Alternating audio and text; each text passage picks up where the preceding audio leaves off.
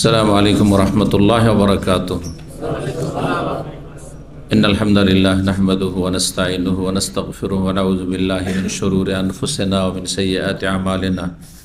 मैं यहदिहिल्लाहु फला मुदिल्ल लहु व मैं युद्लिल फला हादिय लहु व अशहदु अल्ला इलाहा इल्लल्लाहु वहदहु ला शरीका लहु व अशहदु अन्ना मुहम्मदन अब्दुहु व रसूलुहु सल्लल्लाहु तआला अलैहि व अला आलिहि व सहबिहि व सल्लम तस्लीमान कसीरा। अम्मा बाद।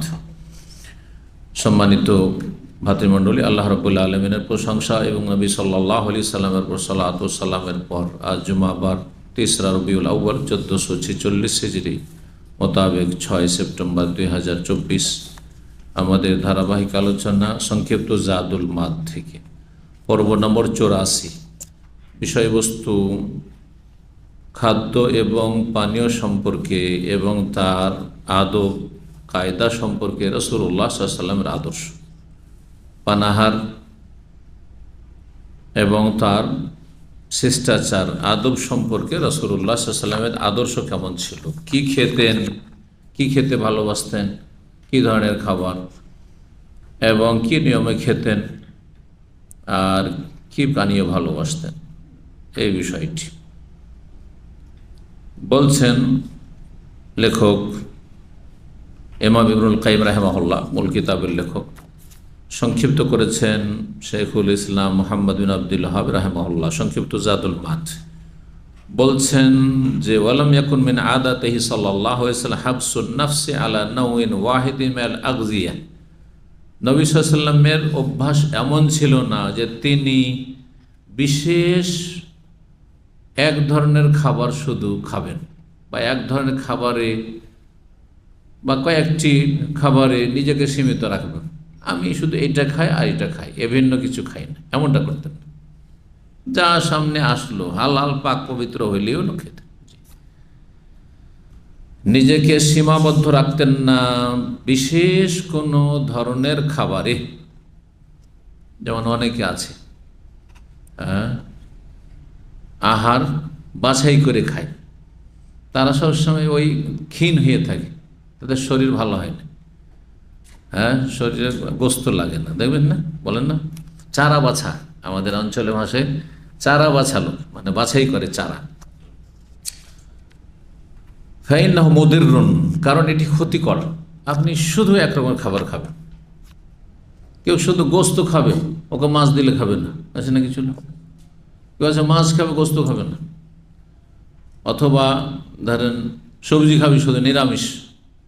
যেমন ভারতে কিছু অমুসলিম আছে, সম্ভবত জৈন, তারা ওরা সারা জীবন নিরামিষ খাবে, নিরামিষ খাবে, তারা জীব হত্যা মহাপাপ তাদের কাছে। আল্লাহ বিশাল বড় দুনিয়ার নিয়ামত থেকে তাদেরকে বঞ্চিত রেখেছে, গোস্ত থেকে, মাছ থেকে, সব কিছু থেকে বঞ্চিত আল্লাহ রেখেছে। এক আল্লাহর আযাব, দুনিয়ার আযাব।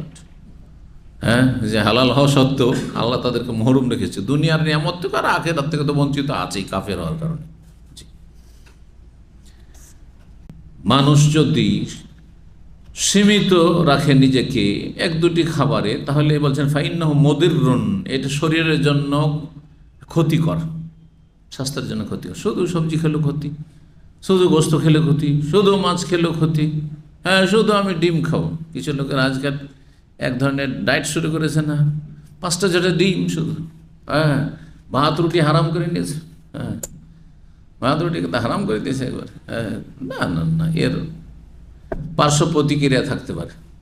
এখন তো খুব ভালো লাগছে, কিন্তু একটা সময় আসবে যেন বার্ধক্য আসবে, তখন হয়তো সমস্যা, বিভিন্ন রকমের রোগ আপনাকে চেপে ধরে চারিদিক থেকে। সেই জন্য সবগুলি মিলিয়ে আসলে এসব থিওরিগুলো আসলে আমার মনে হয় খুব মানে স্থায়ী কার্যকরী নয়, সাময়িক হয়তো উপকারী। ওয়ালাউ আন্নাহু আফদালুল আহার, যদিও সেটা সবচেয়ে উৎকৃষ্ট আহার হোক না কেন, খাদ্য হোক না কেন, তবুও তাতে সীমিত রাখতেন না যে সবচেয়ে ভালো খাবার সেটাই আমি শুধু খাবো। তাহলে কি খেতেন? বলছেন বালি আকল মা জারাত আদাত আহলে বালাদিহি, তার দেশবাসী, শহরবাসী, জাতি, এলাকার মানুষ সচরাচর যাই খায়, আদাত মানে সচরাচর যা খাই তাই তিনি খেতেন। বেয়াকলিহি মিনাল লাহমে, কখনো গোস্ত, গোস্ত আসলে গোস্ত খেলেন, অল ফাকিহা, ফলমূল খেতেন, অল খুবজ, রুটিও খেতেন, অর্থাৎ আমার খেজুরও খেতেন, ইত্যাদি ইত্যাদি। ভাতের কথা আসলো না, কারণ ভাত চাউল এসব পরিচিত ছিল না আরবদের কাছে। হ্যাঁ, সেই যুগে পরিচিত খাবার ছিল না ভাত। আরবদের মধ্যে কত পরিবর্তন, যারা ভাতের নাম পর্যন্ত জানতো না। হ্যাঁ, এখনও ধান চাষ হয় না আরব দেশগুলিতে, গম চাষ হয়। সৌদি আরব গম চাষ হয়, আল কাসিমে যথেষ্ট একসময় অনেক বেশি গম চাষ হইতো। তারপরে নবী সাল্লাল্লাহু আলাইহি ওয়াসাল্লামের আমলেও শাম দেশে গম চাষ হইতো। কিন্তু আরবদেরও প্রধান খাদ্য এখন কি হয়ে গেছে? ভাত হয়ে গেছে, চাউল হয়ে গেছে। যদিও তারা সাধারণত রাত্রে ভাত খায় না, রাত্রে খায় না, আর এক টাইম খায়, 2 টাইম খায় না। কখনো কখনো হয়তো পার্টি হলে রাত্রেও খায়, কখনো সেটা, কিন্তু আসল হচ্ছে যে দুপুরে। তারপরে দুপুরে তারা নিয়মিত যে ভাত খাবে এমনও নয়। কালা আনাস, আনাস রাদিয়াল্লাহু তাআলা আনহু বলছেন, মা আবা রাসূলুল্লাহ সাল্লাল্লাহু আলাইহি ওয়াসাল্লাম কাত্তু, কখনো রাসূলুল্লাহ সাল্লাল্লাহু আলাইহি ওয়াসাল্লাম কোনো খাবারে দোষ ত্রুটি বের করেননি। এটা ভালো নয়, এটা ঠিক না, এটা ভালো লাগে না, এটা খারাপ লাগছে, এটা কোনো খাবার হইলো? হ্যাঁ, এর তেল কম হয়েছে, তো মশলা কম হয়েছে, তো ঝাল কম হয়েছে, তো লবণ কম হয়ে গেছে, এইসব করতেন না। দোষ থাকলো কিছুই বলতেন না, বাড়িতে হোক অথবা বাইরে হোক। বাড়িতে হলেও তো কঠিন করে দেবেন আপনারা, একটু লবণ বেশি হইলেও গাল খেতে হবে স্ত্রীকে, লবণ কম হইলেও গাল খেতে হবে, ঝাল হইলেও ঝামেলা, ঝাল কম হইলেও ঝামেলা, মানে যখন তখন আমি কথা শুনবো। এটা চরিত্র না, ভালো চরিত্র নয়। তাহলে কি করতেন? এনিশতাহাহু আকালাহু, যদি তাকে ভালো লাগতো, মনটা চাইতো, রুচিকর হইতো, খেয়ে নিতেন। ওয়াইল্লার যদি না, রুচি হয় না, খাবার ভালো লাগে না, খেতেন না, ছেড়ে দিতেন। যেমন আমি নিজের কথা বলি, একসময় সৌদি আরবে, কারণ দেশে মাকারোনার সাথে মোটে পরিচিত ছিলাম না, আর ইন্ডোমির সাথেও ছিলাম না, যার ফলে মাকরোনা ইন্ডোমি দেখলে আমার একটা অরুচি হতো। দীর্ঘ সময় লেগেছে আমাকে এর উপরে রুচি জন্মাতে। 4 বছর মদিনায় চলে ছুঁয়েও দেখিনি। ক্যান্টিনে ভাতের পাশাপাশি ভাত রুটি রাখা আছে আর মাকরোনাও রাখা আছে রাতে, কখনো ছুঁয়েও দেখিনি। এদের গন্ধের খাসির গোস্ত দীর্ঘ 1 বছর খেতে পারিনি, কারণ ঝোলটা একবারে পানি, আর এতে দেখলি একটা অরুচি যেন হয়ে যেত, পারতাম না। 2য় বছর রুচি চলে আসলো, এমন খাওয়া শুরু করলাম যে সেইটাই গন্ধটাই মজা লাগে, আর গন্ধ নয়। মানুষের রুচির ব্যাপার আছে, রুচি হলে খান, না হলে বলিয়েন না যে গন্ধ হচ্ছে, তো এই কেমন লাগছে, এসব কিছু বলিয়েন না। জি, হাদিস সহিহ বুখারী সহিহ মুসলিমে রয়েছে, আবু হুরায়রা থেকে বর্ণিত। তারপরে আরেকটি গুরুত্বপূর্ণ কথা বলছেন, অরুচি করে কোনো খাবার যদি খান তো আপনার পেট ডিস্টার্ব হবে, শরীর ক্ষতি করবে, বমি বমি ভাব চলে আসতে পারে, বমি হয়েও যেতে পারে, বিভিন্ন রকম ক্ষতি হতে পারে। এই কথাটা কিন্তু আমাদের ওই দাদি নানি আমল থেকে শুনে আসছি, কিন্তু পরম্পরা শুনে আসছি। হ্যাঁ, যে রুচি না হলে খাসে না, হ্যাঁ, না হলে পেট খারাপ হয়ে যাবে। সুবহানাল্লাহ, এই কিতাবে আছে। বলছেন, অমাতা আকাল আল ইনসান মা লা ইয়াশতাহিহি, মানুষ যদি অরুচি করে কোনো খাবার খায়, রুচি হচ্ছে না, মন চাইছে না, আমাদের দেশে আবার মনে করে যে চাপিয়ে দিলে বেশি আপ্যায়ন ভালো হয়, সম্মান করা হচ্ছে, যে দেন চাপিয়ে উঠিয়ে দেওয়া শুরু করে, এটা ভালো জিনিস নয়। কারণ আপনি যেটা ভালোবাসেন সেটা হয়তো আমি ভালোবাসি না। আপনি পছন্দ করেন, ধরেন গরুর গোস্ত, আপনি দিলেন গরুর গোস্ত, আমি খাই না, দিলেন উঠিয়ে, আমার জন্য বিপদ হয়ে গেল, তাই না? খাসি ভালোবাসেন, আমি খাসি হয়তো খাই না। চিকেন ভালোবাসেন আপনি, হয়তো রোস্ট ভালোবাসেন, অনেকে রোস্ট এই বড়োটা দেবেন, তো আমি খাই না, ধরে নেন আমি খাই না, তাহলে আপনি কেন চাপাবেন? এজন্য আমি দেখবেন যে আমি কখনো কোনো মেহমানকে কোনো তরিতরকারি উঠিয়ে দিই না। কি উঠিয়ে দিই? কমন জিনিসটা, ভাতটা উঠিয়ে দিই। তারপর প্রথমখানে ভাতটা উঠিয়ে দিয়ে দিলাম, তার কারণ ভাতটা কমন জিনিস। তারপরে চাপিয়ে দিন না, শেষ দিকে 2য়-বার 3য়-বার আপনার ইচ্ছা হলে না, না হলে না, প্রথমবারে আবার এতগুলো না এবার। হ্যাঁ, কারণ বাঙালি একটা ট্র্যাডিশন কিন্তু আপনাদের আছে। প্রথম 2005 পর্যন্ত ব্যাচেলর ভাইদের অনেক সময় দাওয়াত খেতাম, আর এই থালা ভর্তি করে ভাত দিয়েছে। আমি বলি, এটা তো আমাকে 2 দিনে খেতে হবে, প্রথমবারে এত, তারপরে আবার দেওয়ার জন্য তোর প্রস্তুতি আছে, যেটা শেষ হলে আবার দিবে। এত ভাত খেতে হয় না, ভাত কম খান, তরকারি বেশি খান। জি, তো মানুষ অরুচি করে যদি কোনো খাবার খায়, বলছেন ইমাম ইবনুল কাইয়্যিম রাহিমাহুল্লাহ, কানা তাদাররুহু বিহি আকসারু মিন নাফি, তার ফায়দার চাইতে, উপকারের চাইতে অপকার বেশি হবে, ক্ষতি বেশি হবে। শরীরে যে খাবারের একটা উপকারের দিক আছে, তার চাইতে বেশি ক্ষতি হয়ে যাবে। রাসূলুল্লাহ সাল্লাল্লাহু আলাইহি ওয়াসাল্লাম যেসব খাবার ভালোবাসতেন তার একটি হচ্ছে গোশত। ওয়াকানা ইউহিব্বুল লাহম, গোশত ভালোবাসতেন। ও আহাব্বহু ইলাইহি আযরা, আর গোশতের মধ্যে সবচাইতে তার প্রিয় গোশতের অংশ ছিল বা গোশত ছিল কি? রানের গোশত। রানের গোশত এমনি ভালো লাগে, জানি না, এক একজন এক এক রুচি হতে পারে ব্যক্তিগত। আমাকে রানের গোশত ভালো লাগে, রানের গোশত ভালো লাগে। জি, হাদিস সহিহ বুখারী সহিহ মুসলিমে রয়েছে। রাসূলুল্লাহ সাল্লাল্লাহু আলাইহি ওয়াসাল্লামের কাছে একদিন গোশত নিয়ে আসা হইল। তারপরে নবী সাল্লাল্লাহু আলাইহি ওয়াসাল্লামের সামনে একটা রান পেশ করা হলো। আরবরা কিন্তু গোটা গোটা রেখে দেয়, একটাকে হয়তো খুব বেশি করলে 4 পিস করলো, হ্যাঁ, 4টা পায়ে 4টা রান, হ্যাঁ। তো এই রান, গোটা একটা রান নবী সাল্লাল্লাহু আলাইহি ওয়াসাল্লামকে দেওয়া হলো উঠিয়ে। ফারুফি আলাইহি যিরা, হ্যাঁ, রান দেওয়া হলো। ওয়াকানা তুজিবুহু, বলছেন আবু হুরায়রা যে নবী সাল্লাল্লাহু আলাইহি ওয়াসাল্লাম খুব পছন্দ করতে রানের গোশত। ফান্নাহাসা মিনহা নাহসাতান, তারপরে সেটা দাঁতে কামড়িয়ে কামড়িয়ে খেলেন। তার বোঝা গেল যে বড় পিস থাকতো, গোটা গোটা পিস থাকতো। আরবদের অভ্যাসে এটা, দেখেন না, গোটা গোটা খাসি তারা করছে, আর না হলে সেটাকে 4 ভাগ করে আপনার মন্দি বা কাবসা যেগুলো বড় বড় পিস রাখছে। আর তারপরে বলেছে আনা সাইয়্যিদুন নাস ইয়াউমাল কিয়ামতের দিনে আমি সবার চাইতে শ্রেষ্ঠ ব্যক্তিত্ব হব, আমি সবার প্রধান হব। জি, তো এই ছিল একটি হাদিস যেটি রয়েছে সহিহ বুখারী এবং সহিহ মুসলিমে। তো নবী সাল্লাল্লাহু আলাইহি ওয়াসাল্লাম গোশত পছন্দ করতেন। ও মুকাদ্দামুশ শাত ওয়া হুয়া আখাফ আলাল মাদাতি ওয়া আসরাহু ইনহিজামান, একটা ছাগলের সামনের দিকের গোশতগুলি পেছনের দিকের গোশতের চাইতে বেশি উপকারী, বলছেন ইমাম ইবনুল কাইয়্যিম। মুকাদ্দামুশ শাত, শাতুন মানে ছাগল, ছাগলের অগ্রভাগের গোশত মানে শরীরের সামনের দিকের গোশত, এটা হচ্ছে পাকস্থলীর জন্য তুলনামূলক হজম করতে হালকা, দ্রুত হজম হয়। ওয়াসরা ইনহেজামান, মেদা মানে পাকস্থলী, পাকস্থলী যা খাবারকে কি করে, পাকিয়ে দেয়, মানে পচিয়ে দেয়, সরিয়ে দেয়, না সেটা হজম না হলে তো বদহজমি হয়ে যাবে। এটা হালকা। জি, বাংলা ভাষায় গুরু পাক খাদ্য আর লঘু পাক খাদ্য বলে না। লঘু পাক কোনটাকে বলে? যেটা তাড়াতাড়ি হজম হয়ে যায়।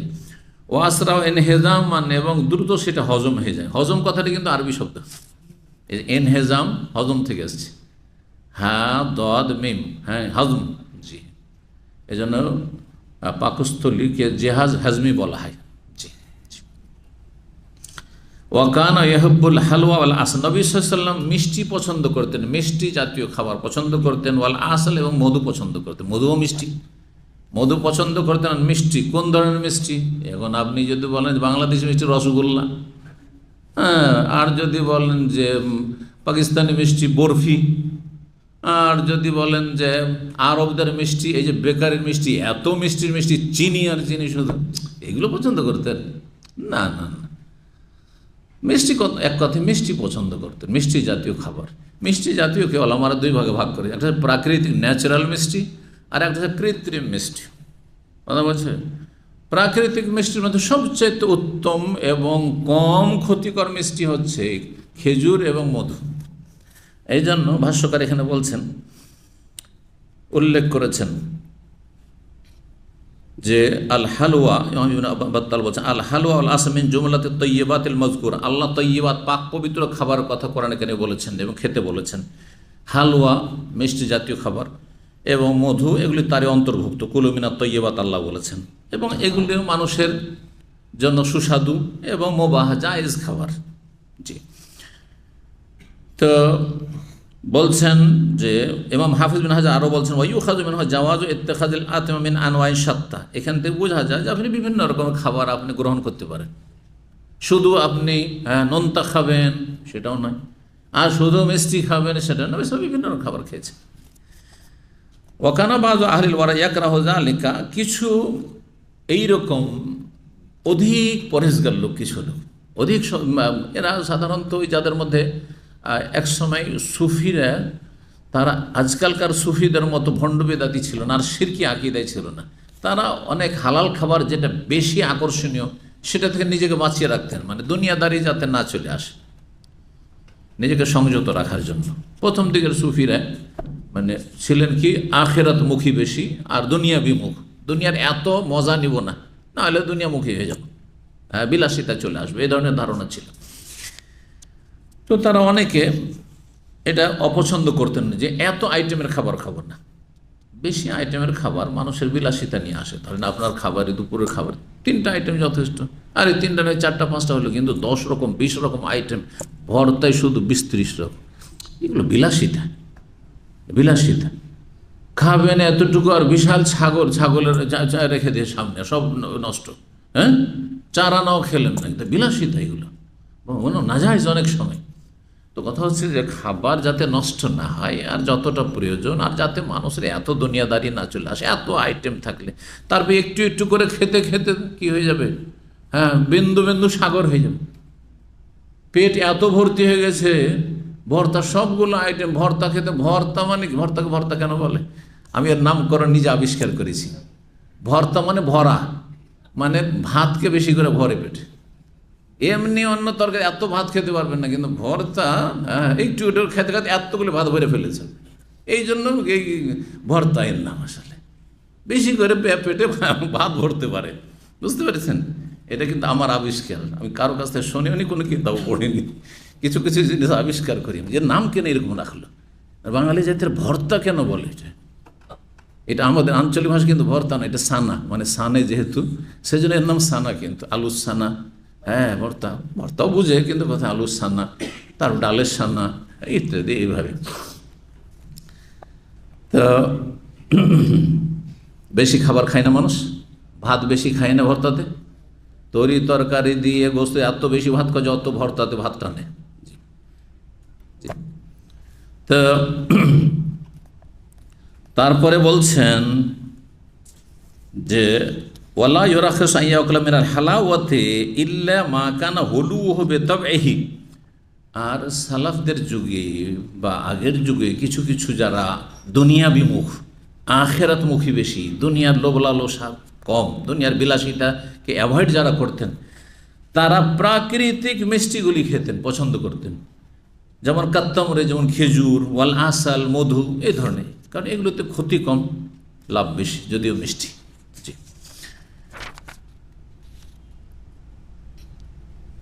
কিন্তু নবী সাল্লাল্লাহু আলাইহি ওয়াসাল্লাম যে মিষ্টি পছন্দ করতেন, এখানে শুধু বলা হয়নি যে প্রাকৃতিক খেতেন, অন্যগুলো হয়তো খেতেন। জি। তো এই জন্য মকরু বলে কোনো কিছু নেই। এই নয় যে রসগোল্লা খেলে মকরু হয়ে যাবে, বা অন্য কিছু চিনি বা গুড়ের কিছু খেলে মকরু হবে না, আমার কিছু নেই। জি। তো নবী সাল্লাল্লাহু আলাইহি ওয়াসাল্লাম মিষ্টি জাতীয় খাবার পছন্দ করতেন আর মধু পছন্দ করতেন। এই হাদিস বলছেন যে এই হাদিস সহিহ বুখারীতে রয়েছে, কয়েক জায়গায় রয়েছে সহিহ বুখারীতে, এবং ইমাম মুসলিম, আবু দাউদও বর্ণনা করেছেন হাদিসটি। নবী সাল্লাল্লাহু আলাইহি ওয়াসাল্লাম মিষ্টি জাতীয় খাবার পছন্দ করতেন, মানে মিষ্টি খাওয়া সুন্নাত। তাহলে আমাদের দেশে ভুল ব্যাখ্যা করা হয়েছে, মিষ্টি খাওয়া সুন্নাত। হ্যাঁ, না না, এসব না। তাহলে তো নবী সাল্লাল্লাহু আলাইহি ওয়াসাল্লাম, হ্যাঁ, বকরি ছাগলের রান খেতে, রান খাওয়া সুন্নাত। হ্যাঁ, দুপুরে বলতে গেছিলাম যে নবী সাল্লাল্লাহু আলাইহি ওয়াসাল্লাম হুল্লা, জোড়া কাপড় পরতেন, মানে এহরামের মতো কাপড় পরা সুন্নাত। পরেন না কেন? ঠিক কিনা? জি হ্যাঁ।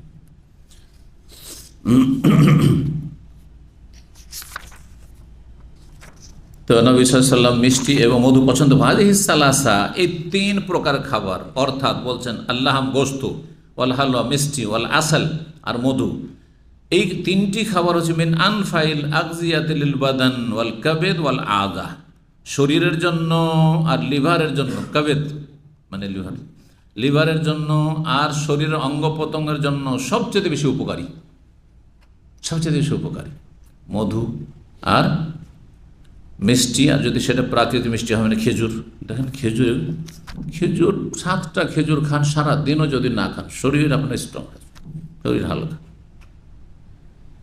ভাত যদি আপনি পেট ভরেও খেয়ে নেন সকাল সকাল, কিন্তু বিকাল হলে এক তো ঘুম আসা শুরু হবে, এক ক্লান্তি, অলসতা চলে আসবে, আর তারপরে মানে কাজে আপনি সক্রিয় হইতে পারবেন না। কিন্তু 7টা খেজুর আপনার জন্য যথেষ্ট।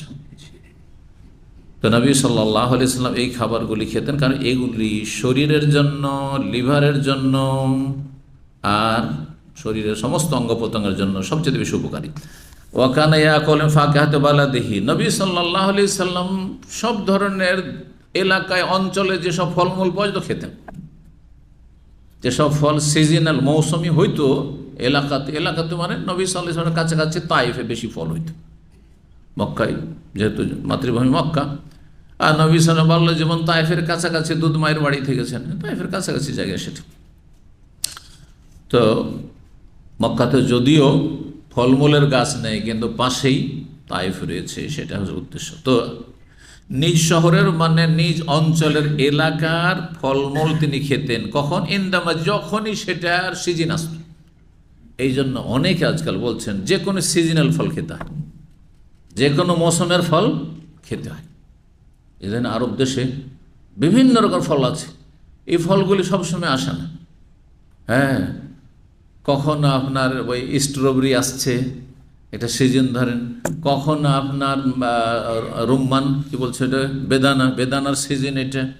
আর কখনো আপনার ধরেন আপনার যেটা চেরি ফলের মতো, আপনার জামের মতো যে ফলগুলো, এগুলোর সিজন। কারাজ, আরও কত রকম অনেক ফল আছে, এগুলো সিজনাল, কিন্তু সবসময় হয়। অন্য সময় অনেক দাম এগুলোর হয়ে যাবে। যখন মার্কেটে সস্তা সুবিধা, তার মানে এটি তার সিজন।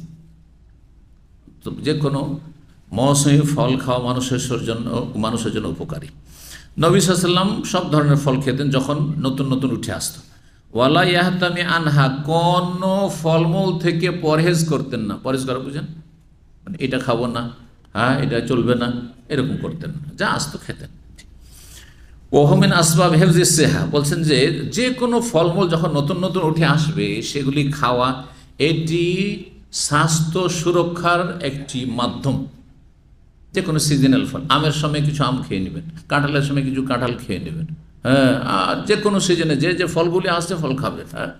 জি, পেয়ারার সময় পেয়ারা খেলেন আপনি, আতার সময় আতা খেলেন। তো আতা তো আজকাল পাওয়াই যায় না, কিন্তু ছোটোকালে আমাদের নিজেদের কাছ থেকে এত আতা খেয়েছি, সুবহানাল্লাহ।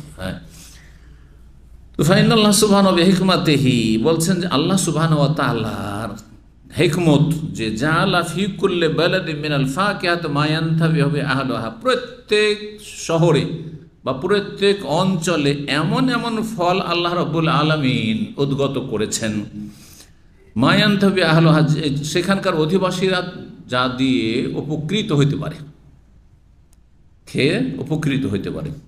ফায়াকুনু তানাউল মিন আসবাবি সিহাতি আহলিহা, সুতরাং সেটি, এই ফলগুলি বিভিন্ন মৌসুমে যে আসছে, যে অঞ্চলে হচ্ছে, সেগুলি খাওয়া হচ্ছে শরীর সুরক্ষার একটি গুরুত্বপূর্ণ মাধ্যম। আপনি যে কোনো মৌসুমি ফল কিছু হলেও খাবেন। ওয়াকাল্লা মান ইহতামা আন ফাকিহাতি বালাদি খাশিয়াতা সুকুমে ইল্লা ওয়া হুয়া মিন আসকামিন নাস জিসমান। আরেকটি কথা বলছেন, যদি আপনার মৌসুমি ফল আপনার দেশে হয়, আপনার অঞ্চলে হয়, বা আপনি যেখানে বসবাস করছেন, আর না আমি এইসব ফল খাই না। অনেকের আছে কাঁঠাল, না আমি কাঁঠাল খাই না, যেহেতু মনে হয় বাঙালির মধ্যে পাওয়া যাবে না, আছে আপনাদের মধ্যে ব্যতিক্রম আছে, না আমাকে ভালো লাগে না, এটা আমি খাই না কোনোদিন, ও খাবেই না। আরে আশ্চর্য হবেন, কিছু কিছু মানুষ এখনো আছে, পুরুষও আছে নারী আছে, জীবনে দুধ খাবে না, দুধের কোনো প্রোডাক্টই খেতে পারবে না, খেলে বমি করে দেবে। এরা কখন, এদের শরীর স্বাস্থ্য ভালো হবে না, এবং বিভিন্ন রোগে আক্রান্ত হইতে পারে। সব নিয়ামত আল্লাহর খেতে, হালাল নিয়ামত যা আসছে খান আপনি, অল্প হইল। অনেকে আছে জীবনেও ফল খাবে না, অগস্ত খাবে, মাছ খাবে হয়তো, কিন্তু ফল খাবে না, ফল চুয়েও দেখবে না। তো এই জন্য বলছেন যে ওয়াকাল্লা মান ইহতামা আন ফাকিহাতি বালাদি, যে কোনো ব্যক্তি যদি নিজ দেশের ফলমূল থেকে বিরত থাকে, যে আমি এইসব ফল খাই না, কিসের জন্য? কারণ এর সাইড এফেক্ট আছে, পার্শ্ব প্রতিক্রিয়া আছে, না এইসব ফল উপকারী নয়, এইরকম যদি বলে, তাহলে দেখবেন যে ইল্লা ওয়া হুয়া মিন আসকামিন নাসি জিসমান, সে বেশি রোগাক্রান্ত, বেশি রোগী। যে যত বেশি পরহেজি, সে তত বেশি রোগী। এই জন্য চারা বাছা লোক অত সুস্থ থাকে না। যে সব খেতে পারে সে বেশি সুস্থ থাকতে পারে। পরিমাণ বেশি করবেন না, কিন্তু সব খাওয়ার মতো রুচি থাক। যার যত রুচি বেশি তার শরীর স্বাস্থ্য তত ভালো থাকে। আর একটি খাওয়া দাওয়ার আদব সম্পর্কে বলছেন, ওয়াসাহা আনহু, নবী সাল্লাল্লাহু আলাইহি ওয়াসাল্লাম থেকে সহিহ সূত্রে প্রমাণিত, তিনি বলেন, লা আকল মুত্তাকিয়ান, আমি হেলান দিয়ে খাই না। কিছুতে ভর দিয়ে হেলান দিয়ে খাবেন না, কারণ এটি খাওয়ার সময় যদি আপনি হেলান দেন তো শরীর স্বাস্থ্যের জন্য ক্ষতিকর। হেলান দেওয়ার ব্যাখ্যা কি? বিভিন্ন ব্যাখ্যা করা হয়েছে। একটি ব্যাখ্যা হচ্ছে যে আপনি হাতে ভর দিয়ে, অনেকে খাওয়া দাওয়া করছেন, ভাত খাচ্ছেন, বাম হাত পেতে আছেন জমিনে, অথবা ডান হাত পেতে আছেন, ডান হাতে তো খাচ্ছেন, তো এইভাবে, অথবা হেলান দিয়ে বসেছেন, চার টেবিল নিয়ে বসেছেন, খাচ্ছেন, এইভাবে, এটাও হেলান দাও, কারণ পেছনটা টেনে নিলে পড়ে যাবেন আপনি। এগুলো হেলান দেওয়া। হেলান দিয়ে খাওয়া, তারপরে হেলান দেওয়া, সবচেয়ে বেশি হেলান দেওয়া শুয়ে শুয়ে খাওয়া। শুয়ে শুয়ে খাওয়া দাওয়া করা খুবই ক্ষতিকর, খুবই ক্ষতিকর। যারা শুয়ে শুয়ে খায় তাদের খাবার অনেক সময় খাদ্যনালীতে না গিয়ে শ্বাসনালীতে চলে যেতে পারে, মরে যাবে যদি চলে যায়। তো শুয়ে শুয়ে খাওয়া ভালো না, এইরকম হেলান দিয়ে খাওয়ার। কেউ কেউ ব্যাখ্যা করেছেন যে নবী সাল্লাল্লাহু আলাইহি ওয়াসাল্লাম বলছেন, আমি হেলান দিয়ে খাই না, মানে চার জানু হয়ে বসে খাই না। চার জানু বুঝেন? কথাটি হচ্ছে উর্দু মার্কা একটু উর্দু, কিন্তু অনেকে বুঝেন এটা। সেটা হচ্ছে আপনি একদম স্থির হয়ে বসা। সেটা হচ্ছে যেমন বসে আজকাল অধিকাংশ লোকেরা খাওয়া দাওয়া করে পা মুড়িয়ে, এইভাবে একজন বসে দেখান, তাহলে সবাই দেখে নিক, ভালো হবে।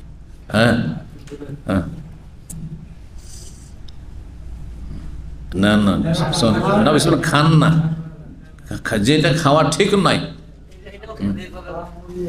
এই যে মাশাআল্লাহ, যে দেখেন এইভাবে খাওয়া দাও, এইভাবে নবী সাল্লাল্লাহু আলাইহি ওয়াসাল্লাম বলছেন, আমি এভাবে খাই না। আজকাল অধিকাংশ লোক কিন্তু এরকম করে খেতে বসছেন। যোগ আসন, এই যে দেখেন, একটা পাকে মোড়ালেন তখন দুই হলো না, আর একটাকে মোড়ালেন তো দুই দুই চার হলো না। এই জন্য এটাকে কি বলা হয়? চার জানু হওয়া। যেন চার হয়ে গেছে, দুটো পা চার হয়ে গেছে। এ বসা মানে এটা নিজে একবারে স্থির হয়ে বসা, একদম বসে আছেন আরামসে। বেশি আড়ায় বসে খেলে খাওয়া দাওয়ার পরিমাণ বেড়ে যাবে। পরীক্ষিত, এভাবে বসে খান, আপনি বেশি খেয়ে নিচ্ছেন, তারপর মনে হচ্ছে পেট খালি আছে, আরও চাহিদা আছে, আরও খেতে পারবো, আরও খেতে পারবো। যখন দেখছেন যে ফুল হয়ে গেছে, তখন এখন পেট ফুল হয়েছে। কিন্তু যদি আপনি সুন্নতি খাবার খান, যেটাকে সুন্নতি বলা হচ্ছে, নবী সাল্লাল্লাহু আলাইহি ওয়াসাল্লাম যেটাকে পছন্দ করেছেন, বসার পদ্ধতিতে যেটা পছন্দ করেছেন, সেটা কি? একটা তবলিগি ব্যাখ্যা আর একটা আরবিয়ান ব্যাখ্যা। আজকে দুটো ব্যাখ্যা আপনাদেরকে শোনাবো এবং দুটো আপনাকে শিখাবো। যে এখানে ঠিক শিখেছে সে শিখাবো। সবচেয়ে উত্তম বসা হচ্ছে একটা পা বিছিয়ে দেবেন আর একটা পা দাঁড় করে রাখবেন, এভাবে খাওয়া দাওয়া। এটা আরবদের এই হাদিসের ব্যাখ্যা, যে হেলান দিয়ে খাবেন না। এতে হবে কি, পেটটা একটু দবা থাকবে, চাপা থাকবে। ওতে যখনই কিছুটা খেয়েছেন তখনই মনে হবে যে পেটটা ভরে গেছে, অথচ পেট খালি আছে। পেটটাকে অত একবার স্বস্তিতে রাখেন না, যেমন এইরকম বসাতে, যে বসাটা নাহলে এতে বেশি খাওয়া হয়ে যায়। তো দেখেন ওইরকম করে বসে দেখান, যেমন করে এই যে রফিক বসেছিল, এইভাবে বসা, একটাকে মুড়িয়ে দিয়েছেন আর একটাকে দাঁড় করেছেন, এইভাবে খান। দেখবেন যে কোনো সৌদিদের সাথে খেয়েছেন, অধিকাংশ আরবিয়ানরা কিন্তু এরকম করে বসে খায়, তাই না? এটা বলছে এইটা সুন্নাহর কাছাকাছি, মানে এইটা খাওয়া এই বুঝিয়েছেন নবী সাল্লাল্লাহু আলাইহি ওয়াসাল্লাম। কোনো একটা তরিকায় তো বসেছেন, নবী সাল্লাল্লাহু আলাইহি ওয়াসাল্লাম তো ডাইনিং টেবিলে বসেননি আর চেয়ারে বসেননি, তাহলে এভাবে বসেছেন। আচ্ছা, আমাদের তবলিগ ভাইয়েরা চিল্লাতে গিয়ে যেটা সুন্নত শিখায় সেটা হচ্ছে কেমন করে, বসেন দেখেন। না না, এটা বসলে তো চলে না, না বসেন। এই যে দেখেন, এই যে চিল্লা দিয়ে এসছে, আমাদের এই ভাই চিল্লা দিয়ে এসছে, এক কথায় টয়লেটে বসার মতো, টয়লেটে বসার মতো। আমার ডাইরেক্টর আমাদের মাঝে মাঝে ইস্তেরাহা বুঝেন তো, এখানে যে কমিউনিটি হলগুলি আছে বিয়ে শাদীর, ওখানে মাঝে মাঝে 1 মাস 2 মাস 3 মাস পর পর আমাদের পুরো স্টপের ফ্রি হয়ে একটা মানে গ্যাদারিং হয় বিকেলবেলা। আসর পর থেকে 5টা থেকে শুরু হয়, রাত 9টা 10টা পর্যন্ত চলতে থাকে। বিভিন্ন আলাপ আলোচনা আমোদ ফুর্তি, একটু ফ্রি হয়ে আর কি, ডিউটির জায়গা থেকে একটু ফ্রি হয়ে একটু বিনোদন, জায়েজ বিনোদন। তারপরে ওখানে ধরেন ইস্তেরাহাতে কেউ খেলাধুলা করতে চায়, খেলাধুলা করছে। আমরা তো মুরব্বী, আমরা ওইসবের নাই, কিন্তু সব খেলাধুলা অনেকে করে, ভলিবল খেলছে বা কিছু খেলছে। তারপরে খাওয়া দাওয়া হইলো, একটু মিটিং হইলো, মাগরিব এশার নামাজ পড়া হইলো। এই খাওয়া দাওয়ার সময় গল্প করতে করতে আমাদের মদির ডাইরেক্টর শেখ আব্দুল ওয়াহেদ হাফিজাহুল্লাহ তাআলাকে বলছি, এই খাওয়া দাওয়ার আদব নিয়ে আলোচনা চলছে যে কীভাবে বসাটা বেশি সুন্নাহর কাছাকাছি, মানে বেশি ভালো। তো আরবরা যেটা দেখাইলাম যে এইভাবেই বসে সাধারণত। আমি বললাম যে একটা তবলিগি সুন্নত আছে শেখ, একটা তবলিগি সুন্নত, ওরা বলে এইটা নবী সাল্লাল্লাহু আলাইহি ওয়াসাল্লামের সুন্নত। কোনটা? তা আমি তখন বৈশা দেখালাম ওইভাবে টয়লেটে বসার মতো করে। বলছে যে এইরকম বৈশা খেলে তো কি হয়ে যাবে, পাইলস হয়ে যাবে। কারণ যখন খাবার যাচ্ছে এদিকে আর বেগ পড়বে যখন আপনার, তখন কি হয়ে যাবে, পাইলসের রোগ হয়ে যাবে। চাপ পড়লে পাইলসের রোগ হয়ে যাবে। তো এইটাকে সুন্নত বলে, এটা সুন্নত নয়, এটা তরিকা নয় বসার। আসলে জি, খাবার দাবার সময় এভাবে বসবেন আপনি, না না না, এটা নয়। তো হয় 1 পা দাঁড় করে বসেন, আর না হলে যেমন নামাজে বৈঠকে বসেন যেমন দেখালেন, ওইটাও বসা যেতে পারে, ওইটাও বসা যেতে পারে। কেউ যদি মনে করি এটা আমার জন্য স্বস্তিকর, ভালো লাগছে, তো এটাও ঠিক আছে। আর যদি কেউ যেমনটা আজকাল অধিকাংশ লোকের বসছেন, বসে জায়েজ, কিন্তু এটা চাইতে যেগুলো বললাম সেগুলো বেশি উত্তম, বেশি শোনার কাছে। না জায়েজ কি শোনাই, কিন্তু নবী সাল্লাল্লাহু আলাইহি ওয়াসাল্লাম কথা বলেন যে খাওয়া চলবে না। তারপর হেলানের কথা বলেছেন, কিছু কিছু হেলান আছে চলবে না। হেলান দিয়ে বামাতে হেলান দিয়ে এমনি বসা নিষেধ আছে, আবু দাউদের হাদিসে, ক্ষতি আছে শরীরের। তারপর আপনি হেলান দিয়ে খাওয়া দাওয়া করছেন, বাই চান্স যদি এতে ভেঙে পড়ে তাহলে তো একবারে আছাড় খেয়ে পড়বেন, দেখলেন। তো হেলান দিয়ে খাওয়া, তারপরে এটা অহংকারীদের চরিত্র, বুঝা যায় এইভাবে, এটা অহংকারীদের চরিত্র এটা, জি। তো আল্লাহ অহংকারীকে পছন্দ করেন না, সেই জন্য। কিন্তু নবী সাল্লাল্লাহু আলাইহি ওয়াসাল্লাম সবগুলি যে ইত্তেকা হেলান দেওয়ার ব্যাখ্যার একটি হচ্ছে যে আপনার স্থির হয়ে বসা, যেটা বলছি যে 2টো পাকে মুড়িয়ে, সেটা বলেননি যে না জায়েজ। বলছে আমি এইভাবে বসি না, আমি এইভাবে খেতে বসি না। নবী সাল্লাল্লাহু আলাইহি ওয়াসাল্লাম এইভাবে বসেননি খেতে। কিন্তু আজকাল অধিকাংশ লোকেরা বাসাতে, বাড়িতে ডাইনিং টেবিল আর চেয়ার লাগিয়ে রেখেছেন, খাচ্ছেন, না জায়েজ কিছু নাই। কিন্তু এর চাইতে নিচে বসে দস্তরখানে খাওয়া উত্তম। আমি আজ পর্যন্ত আমার ভাষাতে আমি এইসব ডাইনিং টেবিল ব্যবস্থা করিনি, কোথাও করিনি, এখানেও করিনি আর সেখানেও করিনি, জি। কিন্তু আমি জায়েজ মনে করি। কোথাও যদি এরকম পরিস্থিতি হয়তো বসে গেলাম, সেটা আলাদা কথা, জি। তারপরে এই হাদিস সহিহ বুখারীতে রয়েছে যে আমি হেলান দিয়ে খাই না।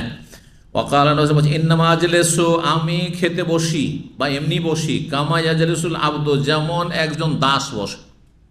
কারণ দাসের মধ্যে অহংকার থাকে। অহংকার কি করবে, ও তো দাস, ও তো মনিবের পণ্যের মতো। ঠিক ওইরকম আমি দাসের মতো একবারে সাদা সিধা নমনীয় হয়, বিনয়ী হয়ে বসি। ও আকল এবং খাই, কামাই আকল আবদু, যেমন দাস খায়। এটা গরিব মানুষ, আমাদের দেশে কিন্তু গরিব মানুষদের সাথে ও হিন্দুদের মতো আচরণ করা। হিন্দুদের মধ্যে যেমন 4 জাত আছে, তেমনি আমাদের সমাজে বিয়ে শাদিতে নওজুবিল্লাহ ওই গ্রামের গরিবগুলোর জন্য কলা পাতা, আর না হলে অন্য কোনো পাতা, আর তারপরে ওই ফুটপাতে আপনার খড়টড় বিছিয়ে দিয়েছে, পল বিছিয়ে দিয়েছে, পল বুঝেন না, ওই যে ধান মারার পরে যেটা হয়, বিছিয়ে দিয়েছে, আর ওতে বসতে দিয়েছে খেতে। এগুলো দৃশ্য আমাদের দেখা। আর যে ভদ্রলোকেরা এসছে, মহাজন আর সব শিক্ষিত লোকেরা, মাস্টার আর অমুক তমুক এসছে, ওদের জন্য 4 টেবিল লাগানো আছে খাবার। না জায়েজ, সবাইকে একই রকমভাবে বসাতে হবে।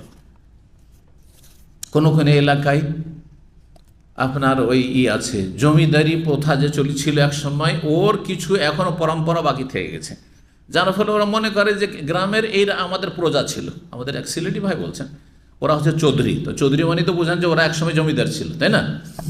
তো বলছে যে আমাদের এখনো কিছু প্রজা আছে, আমাদের সামনে জীবনের চেয়ারে কেন বেঞ্চেও বসবে না, খালি আছে চেয়ার বেঞ্চ খালি আছে, যদি বসতেও বলি না নিচে এসে বসবে।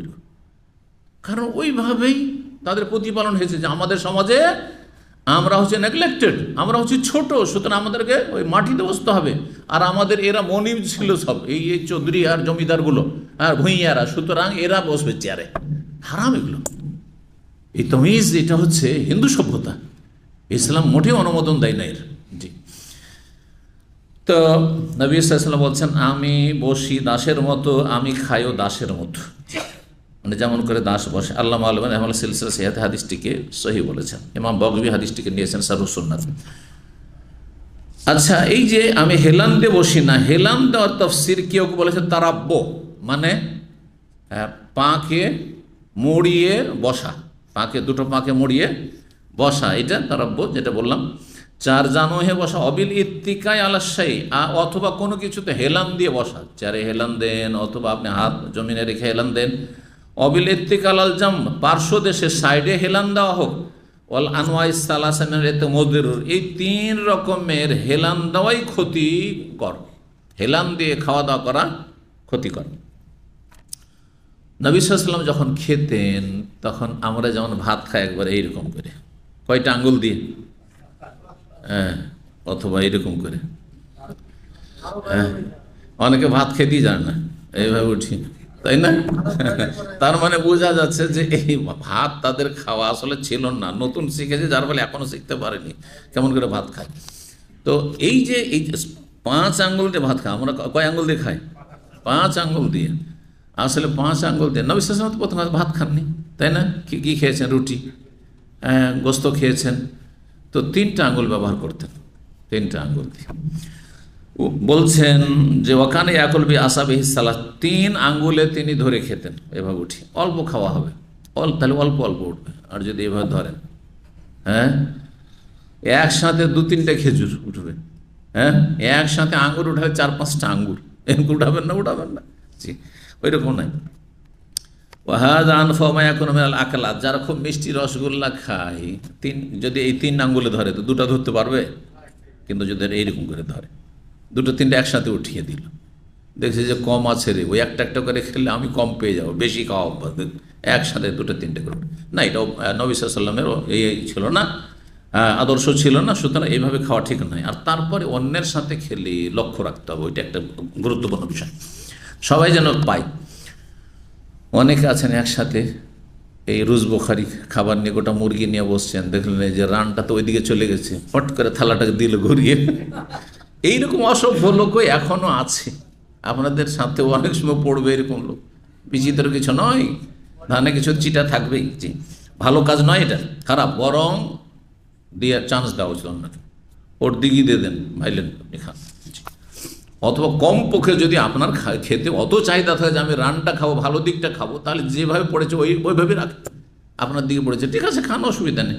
আচ্ছা, অন্য দিকে পড়েছে, ঘুরে এলেন না হয়তো, কিন্তু ওই দিক থেকে খাচ্ছেন, ঠিক, আপনি নিজের শর্ট বাদ দিয়ে ওই দিক থেকে নিচ্ছেন, চলবে না? চলবে না, এটা অভদ্রতা। নিজেকে আপনি ছোট করলেন তুচ্ছ গরজের জন্য, সামান্য একটু খাবারের জন্য, ওর কাছে আপনার মর্যাদা একবারে ছোট হয়ে গেল। জি, বলছেন 3 আঙ্গুলে খাওয়া, হাযা আনফা মা ইয়াকুনু মিনাল আকালাত, এটি খাওয়ার সবচেয়ে উপকারী পদ্ধতি। অল্প খাওয়া হবে, মনে হচ্ছে অনেক খেয়ে নিলাম, একটু করে খান। এই জন্য আজকাল আপনারা যারা ডায়েটের শিক্ষা দিচ্ছে বলছে আস্তে ধীরে খান, পুরো চিবিয়ে খান, আস্তে ধীরে উঠান খান, ধীরে ধীরে 1 ঘন্টা লাগান খেতে, বলছে দীর্ঘ সময় লাগান, কারণ যখন চিবিয়ে খাবেন আর অনেকক্ষণ লেগে যাবে, খেতে বিরক্ত হয়ে গেছেন, ভাবেন যেন পেট ভরে গেছে, পেট ভরুক আর না ভরুক, বোঝা গেছে না, তৃপ্তি পাবে না। আগের যুগে কিছু আমাদের সমাজে বিয়ে শাদীর অসভ্য ছিল, তারা মিষ্টি খাওয়ার, রসগোল্লা খাওয়ার কম্পিটিশন করতো, শুনেছেন না শোনেননি? আরে আমার মামার গ্রামে কিছু লোক ছিল যাদের চিনতাম, একবার লাগাইলো পায়েস খাওয়া বা মিষ্টি খাওয়ার কম্পিটিশন, 5 কিলো খেয়ে। আউযুবিল্লাহ, বিশ্বাসই করবো না আজকালকার যুগে, কিন্তু আমাদের এগুলো চোখে দেখা, সেই জন্য বিশ্বাস না করে উপায় নেই। আশ্চর্য কথা, এটা উপকারী খাবার না, মোটেই উপকারী না, অপকারী খাবার। তো খাওয়ার উদ্দেশ্যটা কি? খাওয়ার উদ্দেশ্য জি খিদা দূর করা আর শরীরের জন্য উপকারী হওয়া, এই দুটো গরজ যদি না থাকে তো খেয়ে লাভ নেই। তারপর ওয়াকানে ইয়াশরাবুল আসাল, নবী সাল্লাল্লাহু আলাইহি ওয়াসাল্লাম মধু পান করতেন, কিন্তু আল মামজুজ বিল মাইল, বা ঠান্ডা পানিতে মিশিয়ে, ঠান্ডা পানিতে মিশিয়ে, পানিতে মিক্স করে খেতেন নবী সাল্লাল্লাহু আলাইহি ওয়াসাল্লাম। 2 নম্বর টিকাতে বলছেন যে হাদিসটি সিলসিলা সহিহাত রয়েছে, হাদিস সহিহ। নবী সাল্লাল্লাহু আলাইহি ওয়াসাল্লাম থেকে আরো সহিহ সূত্রে প্রমাণিত আন্নাহু নাহা আনিশ শুরবে কায়মা, দাঁড়িয়ে পান করতে নিষেধ করেছেন। দাঁড়িয়ে পান করতেই যখন নিষেধ, তো খাবার আরো বেশি নিষেধ। পান করার ক্ষেত্রে কিছু সুযোগ আছে, কিন্তু খাবারের ক্ষেত্রে সুযোগ নাই যে দাঁড়িয়ে দাঁড়িয়ে খাবেন আপনি। কথা বুঝছেন না? দুটোতে পার্থক্য করেছে। কেন পার্থক্য করেছে? ওলামারা বলেছেন যে পান অল্প সময় হয়ে যায়, কিন্তু খাবারে সময় লাগে। আপনি দীর্ঘ সময় ধরে দাঁড়িয়ে দাঁড়িয়ে খাচ্ছেন, এটা কেমন দেখায়? আর ধরেন 10 সেকেন্ডের মধ্যে পান করা, 1 গ্লাস পানি পান করা হয়ে গেল, বা 20 সেকেন্ড লাগলো, খুব বেশি তো হয়ে গেল। কিন্তু খাবার কি সম্ভব? খাবার কমপক্ষে 5 মিনিট, 10 মিনিট, আধা ঘন্টাও লাগতে পারে। আপনি দাঁড়িয়ে দাঁড়িয়ে খেতে আছেন। এই জন্য দাঁড়িয়ে খাওয়া পান করার চাইতে অনেক বেশি মাকরুহ, অপছন্দনীয়। নবী সাল্লাল্লাহু আলাইহি ওয়াসাল্লাম থেকে দাঁড়িয়ে পান করা তো প্রমাণিত রয়েছে, জমজম উজুর পানি, কিন্তু তাতেই সীমিত নয়, এটা জায়েজ আছে, যদিও উত্তম নয়, কিন্তু জায়েজ বয়ান করার জন্য নবী সাল্লাল্লাহু আলাইহি ওয়াসাল্লাম করেছেন। কিন্তু জীবনে কখনো দাঁড়িয়ে খাননি, এক লোকমাও খাননি নবী সাল্লাল্লাহু আলাইহি ওয়াসাল্লাম দাঁড়িয়ে। হাদিস সহিহ মুসলিমের যে নিষেধ করেছেন, ওয়াসাহান নবী সাল্লাল্লাহু আলাইহি ওয়াসাল্লাম থেকে, এটাও সহিহ সূত্রে প্রমাণিত, সহিহ মুসলিমের হাদিস। এটা আন্নাহু আমারা মান ফাল, কেউ যদি দাঁড়িয়ে পানাহার করে নেয়, আইয়া তাকাই, সে যেন বমি করে দেয়। দাঁড়িয়ে পান করে নিয়েছেন বা খেয়ে নিয়েছেন, তো কি করেন? বমি করে উগলে ফেলে দেন। তো করবেন নাকি? এই হাদিস কেউ বলেছেন যে এই হাদিস মনসুখ, আগে যখন শক্তভাবে নবী নিষেধ করেছিলেন তখনকার হুকুম, পরে নবী সাল্লাল্লাহু আলাইহি ওয়াসাল্লাম সেটাকে জায়েজ করেছেন তার আমলের মাধ্যমে। জি, তো সাহাবায়ে কেরামগণ অনেক সময় দাঁড়িয়ে পান করতেন, সুতরাং এই বমি করার হাদিস আমলযোগ্য নয়, জি, কারণ সেটি মানসুখ অথবা বিভিন্ন রকমের জবাব দেওয়া হয়েছে। জি, কেউ তারজি দিয়েছেন যে যেহেতু নবী সাল্লাল্লাহু আলাইহি ওয়াসাল্লাম থেকে প্রমাণিত রয়েছে, অথবা অনুত্তম, নবী সাল্লাল্লাহু যেখানে যদি কেউ দাঁড়িয়ে পানাহার করে না তাহলে বমি করে দেবে, তার মানে একটু শক্তভাবে নিষেধ করার জন্য। আর যখন পান করেছেন তার মানে বৈধতা বর্ণনা করার জন্য, যে জায়েজ আছে শুধু পানের ক্ষেত্রে। তো সহিহ মুসলিমের 2026 নম্বর হাদিস, যে বমি করার হাদিসটি, কিন্তু যেমনটা বললাম, ওয়াসাহা আনহু আন্নাহু শারিবা কামিল হাজা, নবী সাল্লাল্লাহু আলাইহি ওয়াসাল্লাম থেকে সহিহ সূত্রে এটাও প্রমাণিত যে প্রয়োজন বোধে তিনি দাঁড়িয়ে পান করেছেন। বসার মতো জায়গা নেই, ধরেন দাঁড়িয়ে পান করবেন না আপনি? জি, বসার মতো পরিস্থিতি না, আপনাকে যেখানে সেখানে রাস্তায় বসিয়ে যেতে হবে না, দাঁড়িয়ে পান করলেন, অসুবিধা কি? ধরেন আপনি এমন জায়গায় আছেন যেখানে বসার মতো পরিবেশে নেই, বাইরে ধরেন আছেন, এখানে আর একটা পানি দিল বা পানি পিপাসা লেগেছে, ওখানে বসার জন্য আবার এসে রুমে যে কার্পেট আছে যাই বসি আর পান করি না, কি দরকার? ওখানে একটু দাঁড়িয়ে পান করে নিলেন, জায়েজ আছে প্রয়োজন বোধে। হাদিস সহিহ বুখারীতে রয়েছে বৈধতা, নবী সাল্লাল্লাহু আলাইহি ওয়াসাল্লাম পান করেছেন। জি,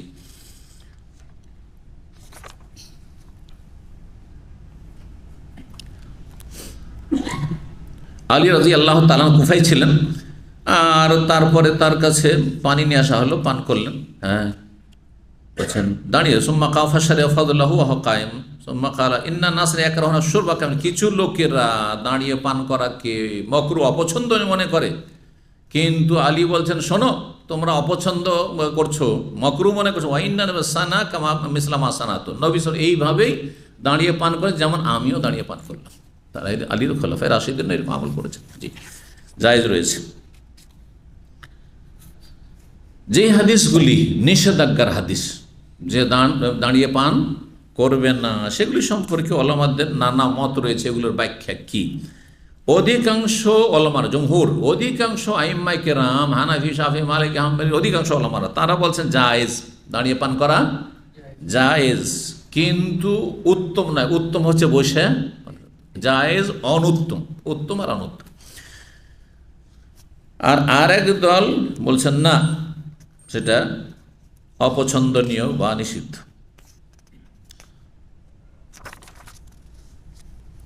এই হাদিসগুলি সম্পর্কে যে বিভিন্ন মতগুলো রয়েছে তার মধ্যে, বা বিভিন্ন ব্যাখ্যা রয়েছে, তার একটি ব্যাখ্যা হচ্ছে, তার আগে শুনিয়ে দিই, বলছেন মুয়াত্তা মালিক রয়েছে, ওমর, ওসমান, আলী, 3 খলিফা, কানু ইয়াশরাবুনা কিয়ামান, দাঁড়িয়ে দাঁড়িয়ে তারা পান করেছেন, দাঁড়িয়ে পান করতেন।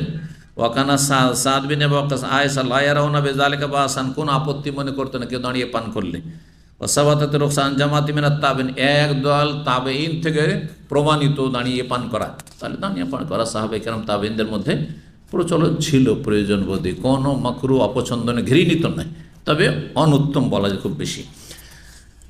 তাহলে পরস্পর বিরোধী হাদিস, কিছু হাদিসে জায়েজ আছে, কিছু হাদিসে নিষেধ আছে, এগুলোর ব্যাখ্যা বরং কঠোর ভাষা রয়েছে, বমি করে দাও যদি পান করে থাকো তো বা খেয়ে থাকো তো।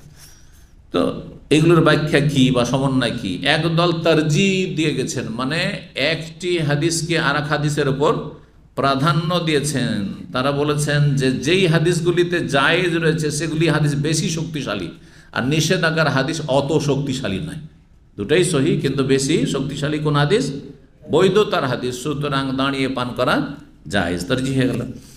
দ্বিতীয় যেটা একটু আগে বললাম, যে হাদিসগুলোতে নিষেধ করা হয়েছে, বমি করতে বলা হচ্ছে, নাস দাওয়ান নাস, সেগুলি মানসুখ, রহিত হয়ে গেছে, আগের হুকুম এখন জায়েজ, আগে ছিল এরকমটা হুকুম।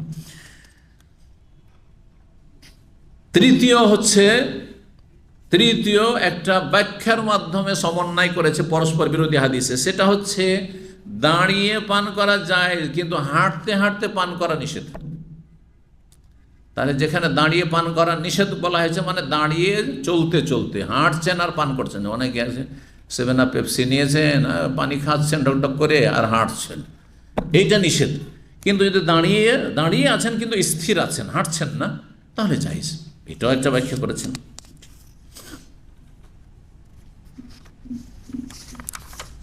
4 নম্বর ব্যাখ্যা, যে নিষেধাজ্ঞার হাদিসগুলি মানে মাকরু তানজিহ, মানে অপছন্দনীয়, যেটা প্রসিদ্ধ যেটা সমন্বয়।